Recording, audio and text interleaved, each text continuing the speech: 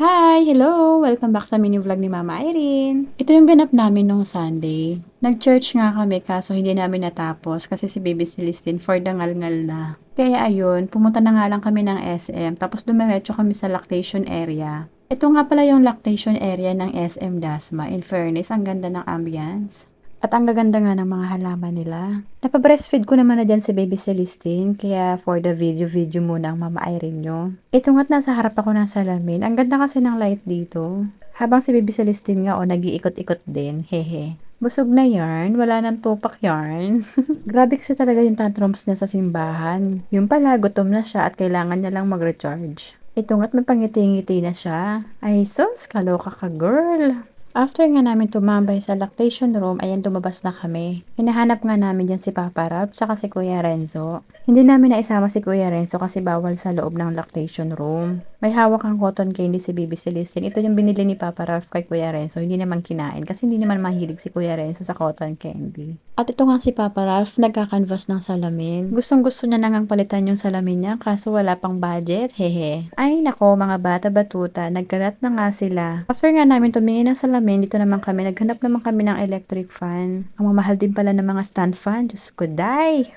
Nag-uusap nga kami ni Papa Ralph dyan kung bibili na o hindi pa. At napagdesisyonan na nga lang namin na wag munang bumili ng electric fan. Sa susunod na lang na sahod, hindi na kaya rin ng budget.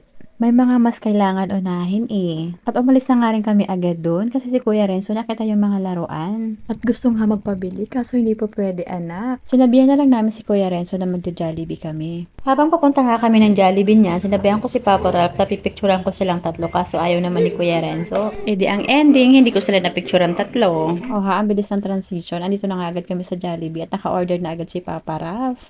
Ang in-order nga namin dyan ay 2-piece chicken tsaka burger steak. Ito nga si Baby Celestine, nag-aantay na rin ng pagkain. Gutom na yarn. Napagod kasi yun sa kakangal-ngal. Kaya kailangan niya talagang mag-recharge pa. At si Kuya Renzo nga din ay busy rin sa pagkain ng sundae niya tsaka french fries. Nag-aantay nga sila dito kasi nag-CR kami ni Kuya Renzo. Nang pagkakita nga sa akin ni Baby Celestine, tawa agad. Ay, ang cute niyo anak pagmasdan.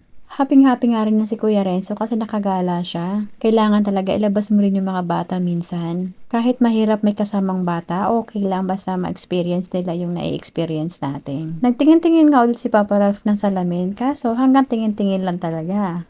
At tumiretso na nga lang din kami dito sa Tom's World. Eh ang kaso hindi naman mahilig dito si Kuya Renzo. Kaya ayun, tamang masid-masid lang sila sa mga naglalaro. Hindi nga rin kami nagtagal sa Tom's World, lumabas din kami agad. Pagod din kasi si Kuya Renzo kakalakad, kaya napagdesisyon na lang namin na umuwi na lang kami. Nag-grocery nga lang din pala kami sa SM, pero konti lang. Ito nga si Baby Celestine nakikibukas din. Palibhasa, alam niya kasi may pagkain sa loob. Tingnan niyo naman mga mare, nauna pa nga sa akin kumuha na pinamili namin. Ang binili nga lang pala namin sa grocery ay gatas ni Kuya Renzo. Ito muna for today's video. Bye! God bless everyone!